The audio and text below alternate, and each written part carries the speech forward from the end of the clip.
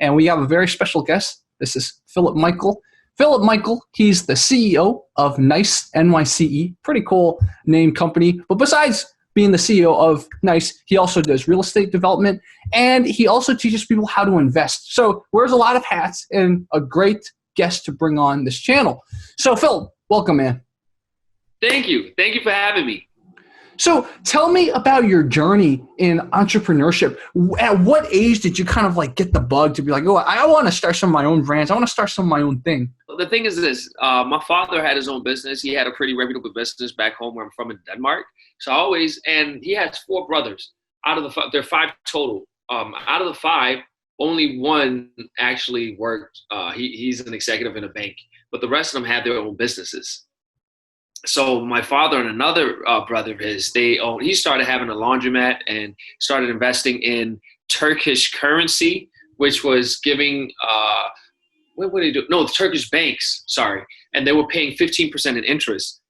And then he started buying property all over the place. They started doing that together. So I just come from a pretty enterprising family. That was back home, however. So when I came here, I realized I had more so the temperament of being, look, if I have to work, I'll be a great worker, working for someone, but I think it's just coming up in that enterprising mindset. You sort of want to build your own thing. So that's how that came about. I always wanted to do that. And I figured if you're not in Silicon Valley, New York City is as good a place as any to sort of run and start your own business. So, and it was really just to have a larger purpose, something with a family legacy, which, I'll get into. But yes, that's where it came from. I always wanted to do that. So that's what leads us to where we are today. When did you come to the U.S. from Denmark? I came initially when I was 16, but I moved here. Then I came back for, so I was actually a trained journalist in 2 languages, Danish and English. And I went to journalism school in Hawaii. Then I came back when I was 25 at the time. Then I came back when I was 27 to go to business school. And I've stayed since. That was in 2011. Wow, I see. Yeah, it's been quite a while since, yeah. Wow, that's so cool. So tell me about the real estate part of your life. When did you get into that? Well, again, I was in it because my father owned property. So sometimes he would use me to clean up the apartments to get ready for tenants. So he would use me for that. I wish he would have taught me about the management side of things, but so I was doing some of that. When I came over here, I didn't have a green card at the time. I was finished school. The school messed it up, the paperwork for me. They're supposed to do this thing so you can get like a 1-year visa. They messed that up for me. So I was stuck without a social security number, a visa, any way to work or make money. So I was just going through the motions. What I would do to make money was winning writing competitions online. There was this boxing media company. I later ended up running the company, which is totally ironic. But they would give guest writers if you would win these competitions by basically you would have to vote and your stuff would have to be the best. So I would have to basically win awards every week to make money. And it was like, I wrote like my life depended on it because it did. That was how I could get some money in my PayPal account. And I ended up in New York. I was just supposed to be here for a few days and ended up staying because I figured out a way to extend my stay. I didn't want to go back to Denmark because I wanted to do my own thing here. And yeah, that's sort of how it came together. I don't know if that answers your question. And so where then did you kind of jump into like the real estate development part? So not just helping your dad, but Yeah. So how that happened was not having any money. I quickly realized that the people in New York, the people that have financial freedom, which I had no financial freedom whatsoever at the time, were people in real estate, right? So I realized that was the pathway to wealth and freedom. And then I started looking back, this is what my father has. So I just started planning getting into that game, and I started leveraging my media background. This is all about being an entrepreneur, right? Leveraging my media background and opening doors that way. So the way that I started, I used my media background, even though I said I was retired from media in 2010. I had to do it because I knew how to. So because I won these writing competitions, I got asked, one of the guys that was always in the competition, he was host of a show on Sirius XM. And what he would do is he asked me to come up on the show because he would read my stuff, obviously. Then after the first episode, he asked me if I wanted to co-host. Now I have a platform. I was a host on Sirius XM talking about boxing, as a matter of fact. It was a boxing show. And the writing I was doing was boxing. So it was the largest boxing show in the world at that time for radio. Anyways, long story short, I got with that then allowed me to get with a PR firm that needs to have people with media contacts, and they had a lot of real estate clients. So what I do is like, look, I reached out to financial publication. I said, hey, I know you guys have a lot of stock content, but you guys write about real estate. I can do it for you for free. And the reason I did that was so I could use that, because I looked at myself. I have no money. I'm 30 years old. I look like this. What can I offer of value for these people to take me into their network? Because you become your environment. Once you're in the circle of things, you will automatically elevate. So I used that. I started interviewing big real estate players and write nice articles about them. And from there, I ended up with a real estate media company where I became editor and later director. It then sold. And through that company, I got a lot of real estate contacts, bought my first building, and one thing led to the other. And then here we are now. So it started with being in the real estate media, buying my first building. And you know what? The company sold for $50 million. I got my green card and I bought my first building all inside of a month. So that was, and that's 4 years ago. Wow. So that's how it happened. Then I just went on, took off from there. Then myself and my dad and my nephew, we pooled money together, started buying land and buildings and development sites. And then we just started building. It just went from there. Wow. I think one great lesson I'm learning from you is just you take one opportunity and you're able to use it to kind of rub shoulders with people and just be able to get more. I think that's a really great skill you have. Thank you. Yeah, that's very, very important that you, because a lot of people are defined by what do I not have. If I listen and said, look, I don't have a bank account, I don't have a social security number, I can't get credit, so therefore I can't buy. That type of stuff doesn't exist in my mind. It's just like, okay, we have that limitation, but what do we have going for us? You know, and just try to find a way to open doors, find solutions. It's all about being solutions oriented. And you can always find a way to level up with what you have. People are too concerned with what they don't have instead of being focused on what it is that they do have, because everybody has a strength. Yeah. So the first building you bought, was that a mixed-use building, a commercial building, a residential building? Good question. It was really a 3-unit multifamily property. It was bought with an FHA mortgage, which means you only had to put down 3.5%. So I did that with myself and another partner that happened to have the U.S. Citizenship. So we put our money together and then we bought the property. And and it's just very shortly after, because of where we bought it for $750, and it quickly shot up to north of $1 million. So all of a sudden we have, lots of equity, and like, wow. Because when your property gains in value, you don't feel, on paper, your net worth goes up substantially. You don't feel rich because it's not in your pocket, but I like it that way. So it's like overnight, all of a sudden you are worth more than you were before, and you don't even, it's a pretty interesting feeling because you don't feel any different. But it's good because I've maintained the same mindset, same type of spending habits. Outside of my apartment, everything is the same stuff. I don't buy crazy expensive clothes. All my stuff is from H&M or Burlington. Maybe once in a while I'll go splurge at Macy's. And even I'm looking at this bag. It's this leather Calvin Klein bag that looks really, really expensive. I bought that for Thanksgiving when there was, Black Friday. I bought it then when it was on sale. Mm-hmm. It was down from $300 to $50. That's my most ostentatious expenditure. So that my dad always used to tell me, you don't get rich from the big money coming in, but from the small money going out. So I really live by that. So once you keep your expenses at the same level, as your net worth or your income continues to grow, if you keep it here, guess what happens?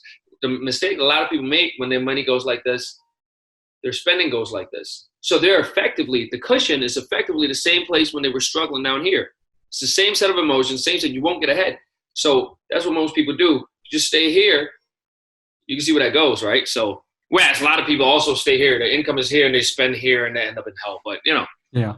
I love it, man. I mean, even Warren Buffett, from my understanding, Warren Buffett is very thrifty, right? He kind of you have to be. You have to be. A lot of people, the favorite billionaire car is a Toyota. There's an article on CNBC that actually outlines what billionaires drive. Then I put a post on my IG that said Jeff Bezos drives a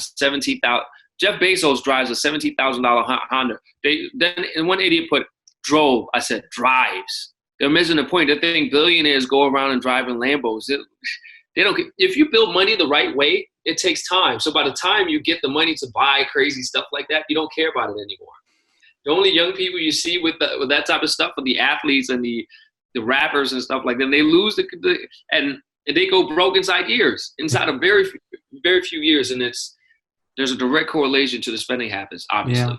Yeah. And Philip, one thing I've been just getting from you, even just this much conversation, is that you're a very good teacher. I can tell.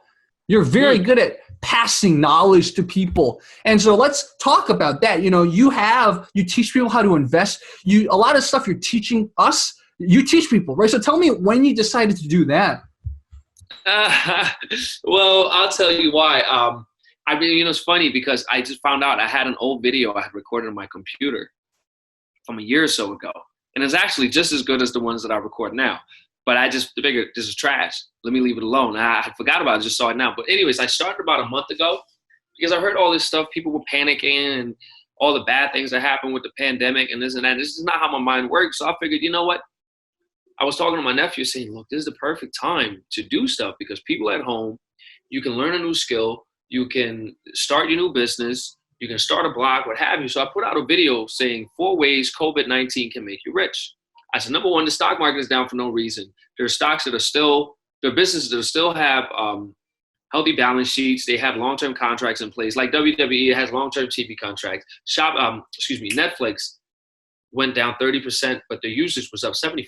Everybody's in the house. And sure enough, they beat every expectations. You made money there. So I said, you can go invest in these stocks. You can go, these opportunities. One of the opportunities I pointed to was you can start making videos or a blog. There's no excuse anymore. And sure enough, that one went viral, 300,000 views on this other page. And next thing you know, okay, I guess I should do another one. And people were liking it. And I didn't know anything, what was good views, what was bad views. I said, people just seem to like it and people seem to be inspired by it. So I started doing videos and putting these posts out. And next thing you know, it grew from 6,000 to 27,000 followers in a month. And these are people going out there investing, and now over $250,000 invested from that, no marketing. It's really unique. It's interesting. It's like sometimes things just happen spontaneously. And part of the entrepreneurial mindset is, okay, now that it's happened, how do we build on it, right? And that's what you're doing right now. How do we work with it? Yes, exactly. So I figured out, okay, they like this, and I'm starting to see, because I would put out, my format was put a video out, a Twitter style post, then another video, and then a quote. And at first, my quotes were just supposed to be motivational in nature. Then I saw that when I put out, it only takes $35,000 to own $1 million asset. They like the stuff with the money. So I was like, let me do more of that. And sure enough, the likes shot up from 200 to 300 to 1,100. I'm like, whoa, okay. So, it's just going more with what people, because again, at the end of the day, it's not for vanity. It's because if more people like it, that's an indicator that more people took it to heart and may have left with a good feeling, good emotion, or a desire, inspiration to do something worthwhile. So, and that's what really matters. That's what really matters. And so let's talk about NYCE, NYCE. How did that come about? Well, that was simply because I started the company, the real estate company that we called it NYEG, New York Equity Group. And that's really the real estate management arm. And we call it NYEG for short, but that was really hard to pronounce, right? So what we then did is, because we have a number of subsidiaries and each property is in its own entity anyway. So just like how Google created Alphabet, which then owns Google, YouTube, and everything else, I said, let's create NYCE, because you can actually say it. So it can stand for whatever you wanted to stand for. New York City Enterprises, New York City Entrepreneurs, New York Capital and Equities. It can stand for whatever it stands for. It's just NYCE. And then you have the subsidiaries that are, again, the real estate side. Then you have the WealthLab, or then we have our software arm. So there's a number of things that come together to form sort of this wealth building community / ecosystem. And the overall goal is just to help 100,000 people become first-time investors and eventually millionaires. So that's our overall mission. So that's what we're doing. That's the reason why we open up our portfolio to first-time investors versus going to and turning down institutional investors. So that's really the aim. So that's how NYCE came about. And we have some pretty good goals for it, and we have some good traction, and I'm really happy about that. And I just want to continue that. I see. Tell me about the Wii Funder. Tell me about that campaign you did. Yes. So what that is prior to 2012, you ever heard those stories? If you invested in Uber or this and that early, you would have made this much money, and that's easy to say because those opportunities weren't available to everyday people. They were only available to VCs and wealthy people, accredited investors and whatnot. Yeah. So in 2012, President Obama at the time, he signed this law into effect that allowed companies to go public without necessarily going through the New York Stock Exchange and things of that nature. Ooh. And allowed, again, unaccredited investors to go in. That's called the Regulation A, crowdfunding. Like, it's called the Jobs Act. And that is the regulation that these companies came up. I don't know if you heard of Fundrise. It's a thing that allows people to invest in real estate. A number of other companies are doing that. So we wanted to take advantage of that to allow people to come in. And it's the same regulation where you can let people invest into your startup. Like if you have a next Uber, a next Twitter, whatever, you can do that. We want to do something like that, but we just want to make sure that the investor's investment is protected because it's almost collateralized in the actual, they buy a piece of the actual real estate. So it's not just an idea, it's the actual real estate, which is really smart. So, and that way I know once they invest, they'll start thinking about money differently. And they'll be in a community of other people who invest. The next thing you know, that's how, just like how this virus spread, that's how the wealth, that whole mindset will spread. That's really the main aim. Wow. If that makes sense. That's so cool. And it's so interesting to talk to people in like, you know, you're doing what the economy, what society's going, right? You're like in the forefront of it. It's so cool. And like the thing you mentioned about the going public and how, you know, people can now have a share of the pie without it being like, let's say on the New York Stock Exchange and stuff. My roommate actually talked about it back in the day, like a year ago. So it's funny, like this is like a callback. So I'm learning more about it now a year later. Nice. Interesting. But yeah, it is something where you can go in and actually get some of those high returns that real estate deliver. Yeah. Because real estate is an illiquid asset class, meaning that once you invest it, it's not like a stock where you can just pull it back out. You have to wait until the end of the investment period for the property to mature, to then sell it, and then you get your money back. So that's how that works. That's how that whole thing works. Yeah. My roommate's a filmmaker, right? So he was talking about this type of stuff, but when it comes to films, because it's so hard to get films funded, right? That's why Hollywood films are all crap, because you have to go over so many parties, rub so many elbows, and everyone wants their input. So all the movies end up like generic or really bad. So like this type of like new way of funding, like applying it to real estate for you, but applying it, some filmmakers are trying to do it too. It's like everyone can donate a little bit and then like get a little bit of the pie, so to speak. It's a really interesting method. That's a different method. But again, I think that you'll see it's right. You have some financiers and backers, and I never knew they actually had to have influence on the script. But yeah, that's definitely a way to do it. I saw one private studio that did it that got a decent valuation, raised a decent chunk of money. That was really interesting, I thought. That was really interesting, yeah. So I think viewers who are watching now probably have this question that's burning, because it's burning in my head. How do you have time for so much? How you do a lot, man. How do you balance your time? What is your time management sort of secret or skills? My time management, right now it's 95% on the IPO. And then, of course, I do my Instagram stuff also. So I have a show at night at 11 p.m. I do that.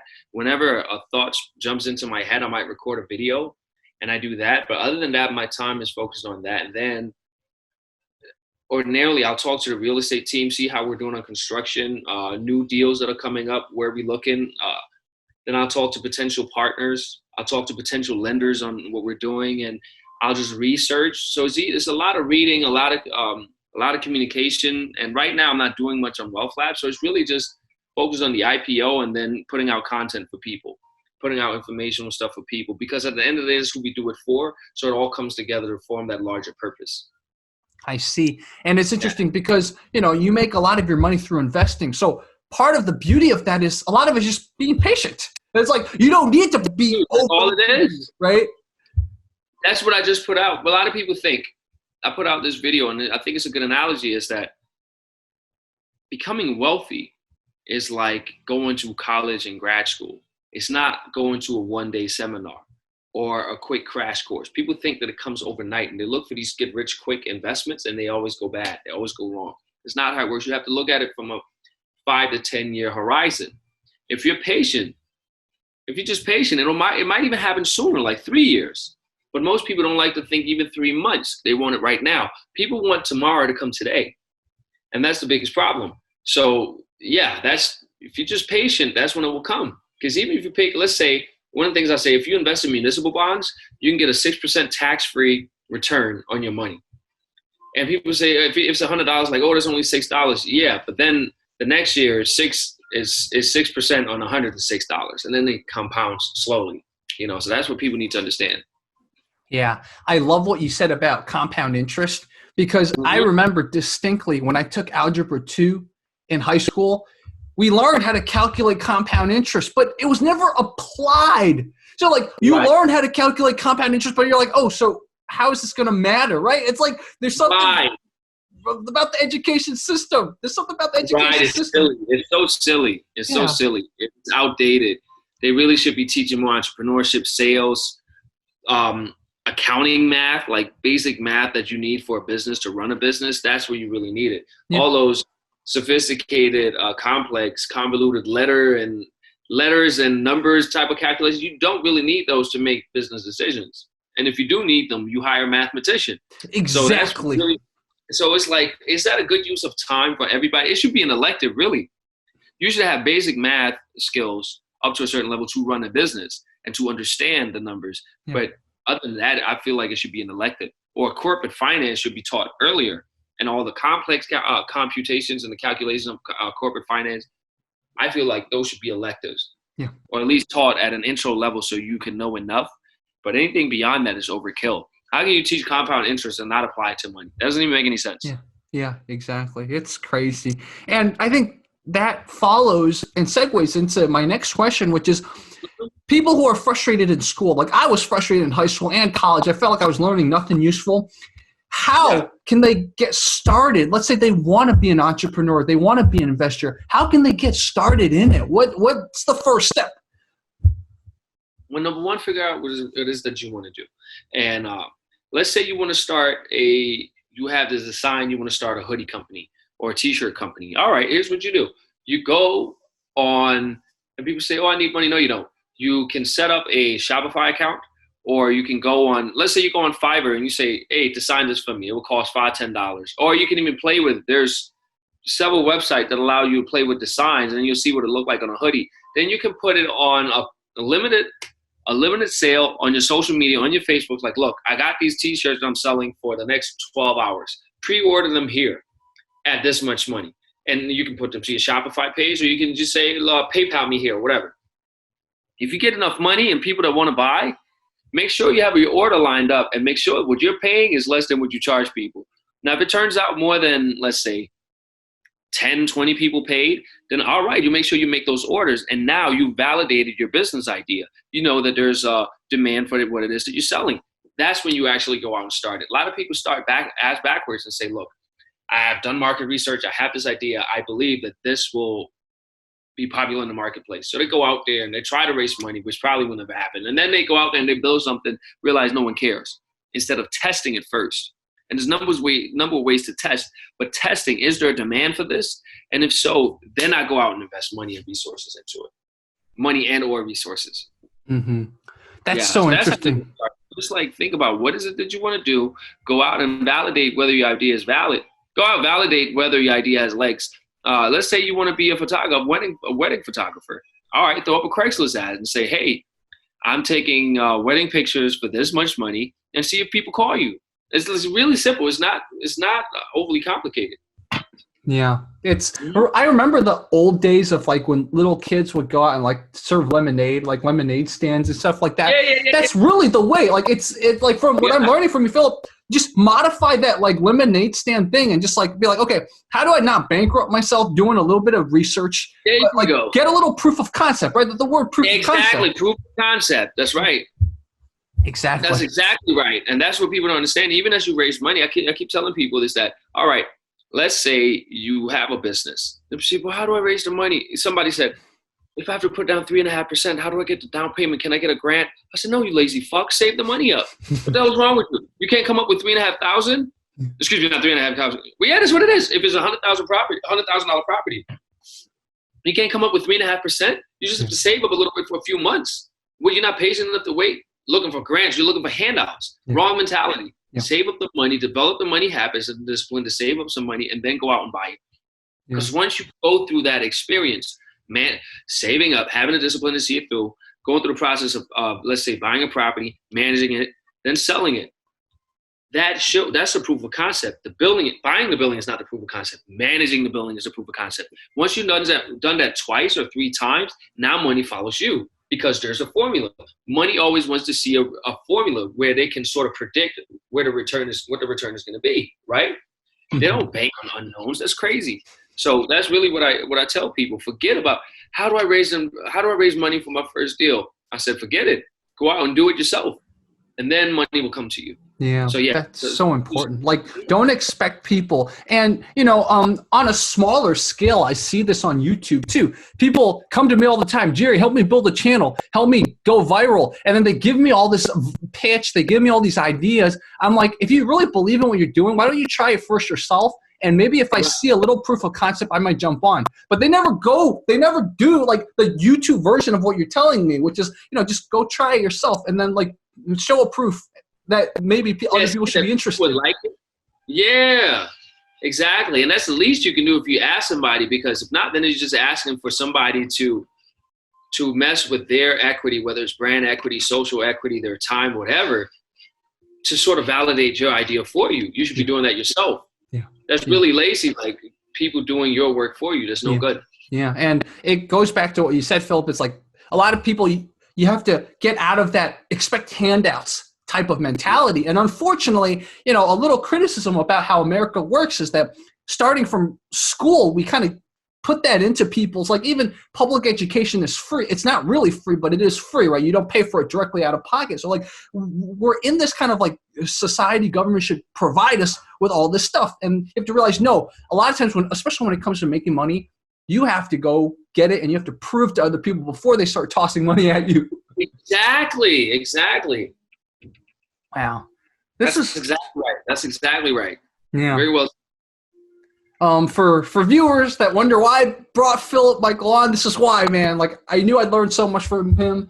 And Phil, why don't we talk about this too? Since we're talking about real estate and you know a little about real estate right now, one of my friends, he's a lawyer, but he also has real estate investments, and he is having a little trouble because, he had a bunch of Airbnb investments, and now unfortunately he has to shift them into kind of like more long-term rentals. So like people who are suffering from this current, like, global, what do you call it, recession or whatever, how can they recover on their real estate investments? Or is my question even the right question? Maybe it's actually an opportunity. So I'll ask you that now. All right. A couple of things. What we're seeing is that the banks are letting people defer their mortgage payments. Now, the issue is that those months that you've deferred will be due as soon at the end of the 90 days, which could lead to problems because the tenants aren't going to be able to pay everything back in 90 days. So that's the main issue right there. So that's going to be tough for some. For Airbnb, that's an absolute disaster. You have a lot of in hotel, you have 90% vacancy in a lot of the hotels in New York City, meaning that they're only 10% occupied, which is killing them. Airbnb, same thing. So that's actually not a good thing. It's better to just have long-term tenants if you can find them. That's one of the things that people will. That's one thing people will see. In terms of opportunities, a lot of people don't want to sell their properties, and that leads to opportunity for us to pick them up. And that's something that we've been seeing, and it seems to be a lot of that. So I think people should. I was on this Zoom call earlier with like 100 other private equity managers, fund managers, and investors and developers. And they said they expect to see a bloodbath in the next from 90 days from now to a year from now, simply because you got to give people time to foreclose first. And that's when you're going to see a lot of product in the market. It's not going to happen now when it just happened, because people are still playing catch up until they run out of money. And then at some point, the bank said, you know what, we got to take this. We got to take this. And that's when you're going to see it happen. I just don't think personally there's going to be mass foreclosures, but there's going to be some. And there's going to be enough to where there's going to be a slight correction. That I do believe. And that's really interesting because, I live in LA. I think LA in very funny ways is like New York. There's a lot of like overpricing of like everything, right? Property. So a lot of people in LA are like, oh, let's wait until like 90 a year when it hits like a low, and then let's go in and get some property. I think a lot of people are thinking that here. Mm-hmm. Yeah, it is similar in that sense. And I think I'm not sure where it's going to go or what's going to happen, but it's definitely interesting to behold. I just saw that they're selling. There's an 2-bedroom apartment in the Bronx listed for, what was it? Let me see what the guy sent me. 580. Let me see here what he sent it for. 557. Holy moly! For 280 brand new affordable apartments. That's crazy. Yeah. Let me see what this is about. Wow. That has to be some sort of, that is crazy. 200. Wow. Yeah. It could be, maybe it's a not so good area yet, but you never know. Right, starting at $350 a month to 3-bedroom apartments. But you know what? Yeah, that has to be just a few of them. But still so crazy that you're starting to see that. Yeah. Incredible. Wow.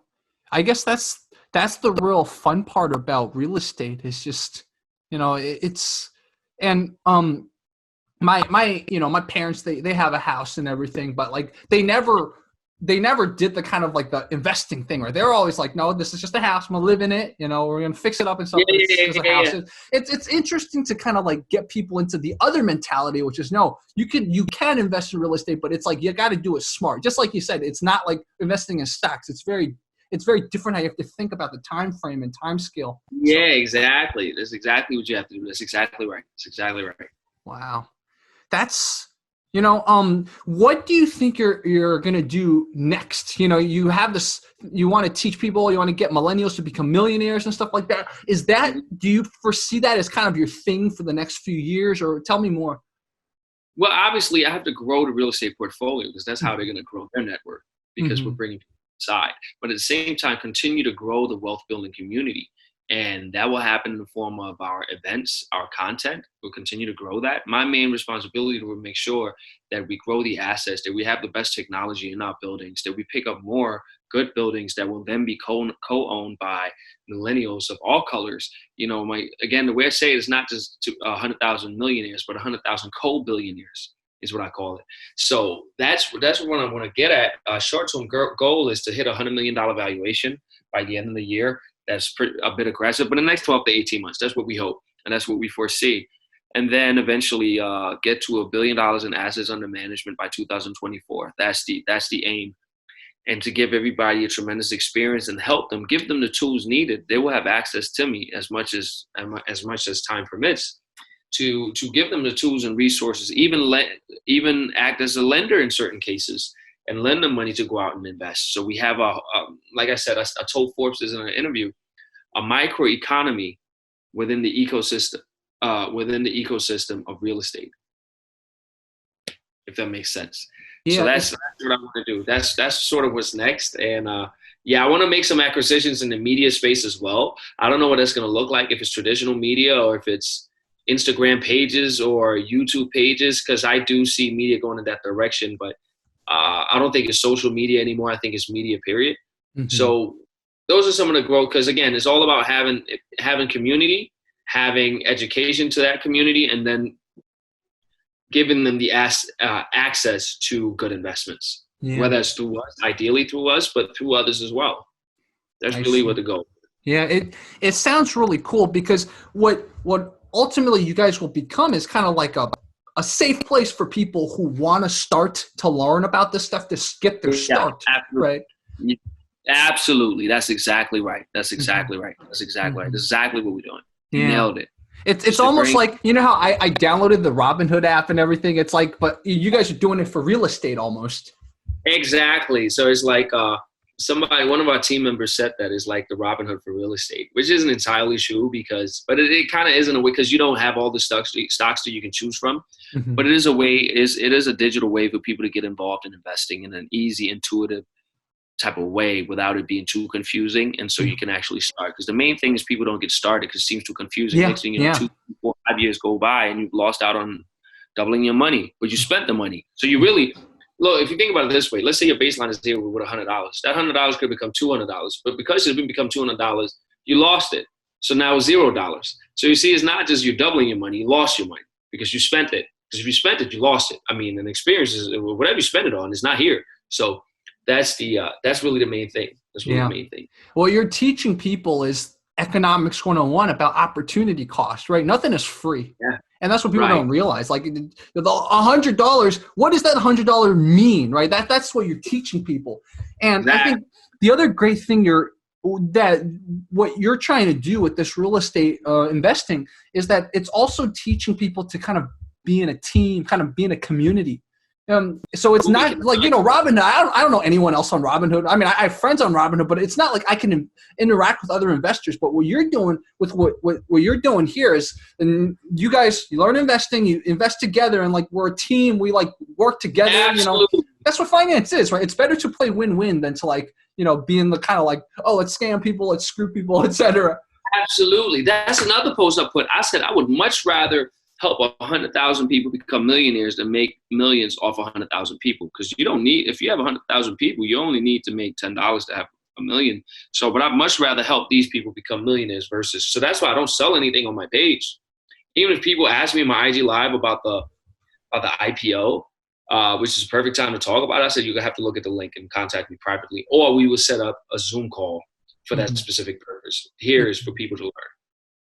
I see.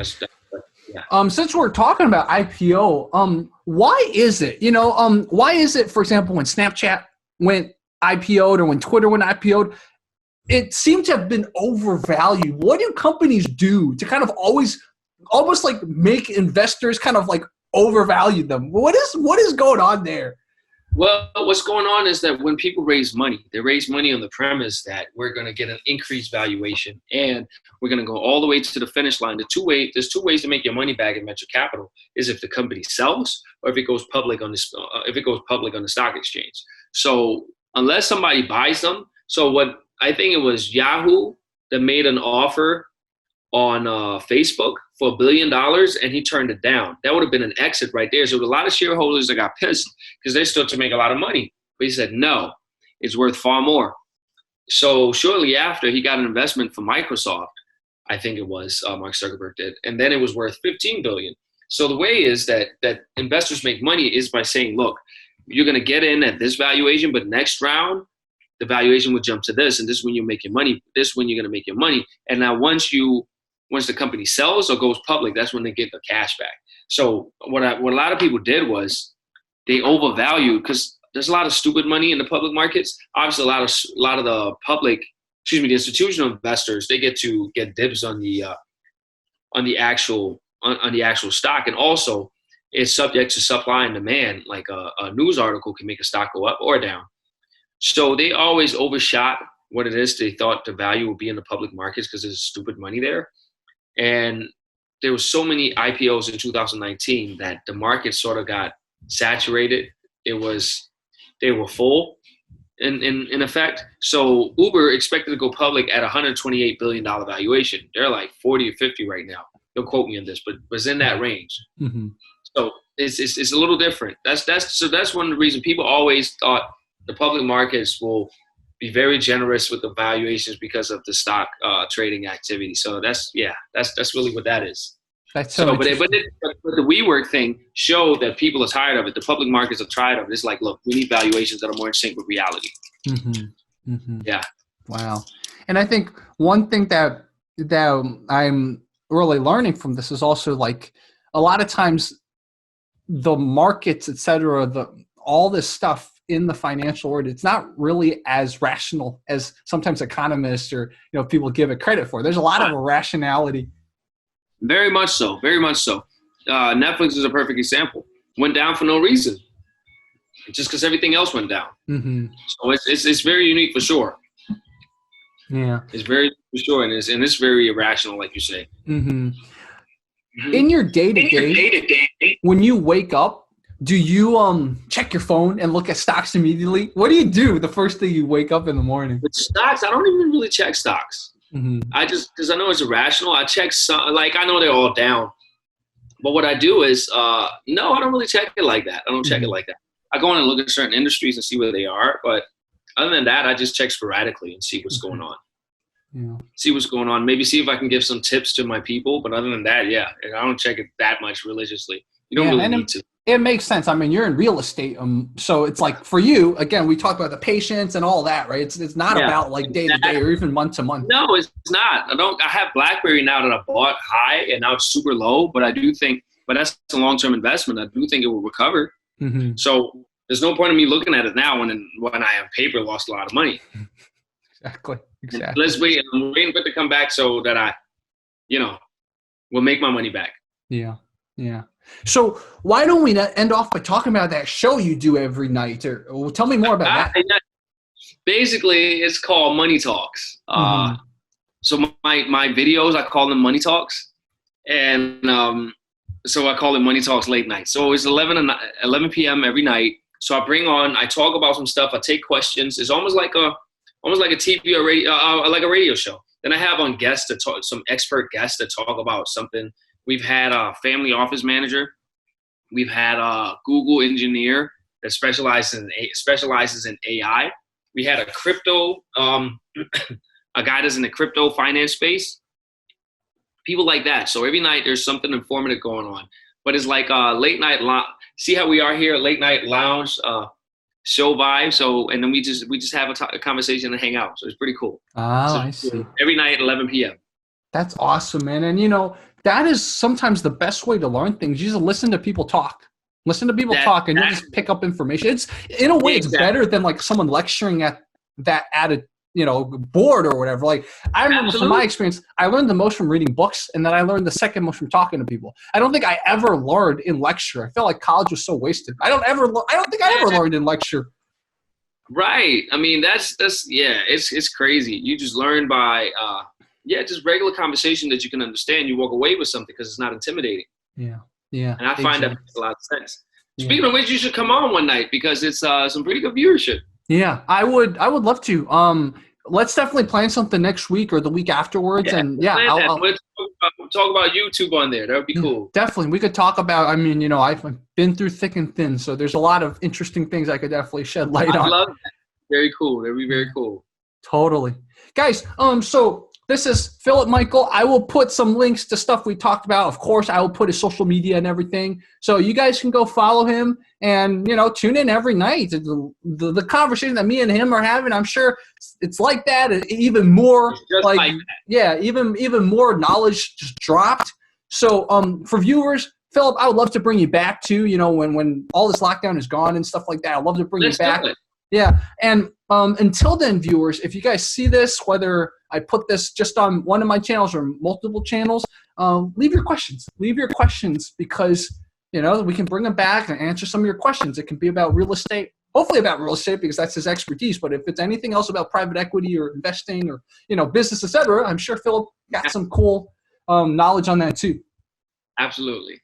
Awesome, dude. So I will stop recording, but we can still talk a little afterwards. For everyone watching, share this and go visit Philip's different social media links.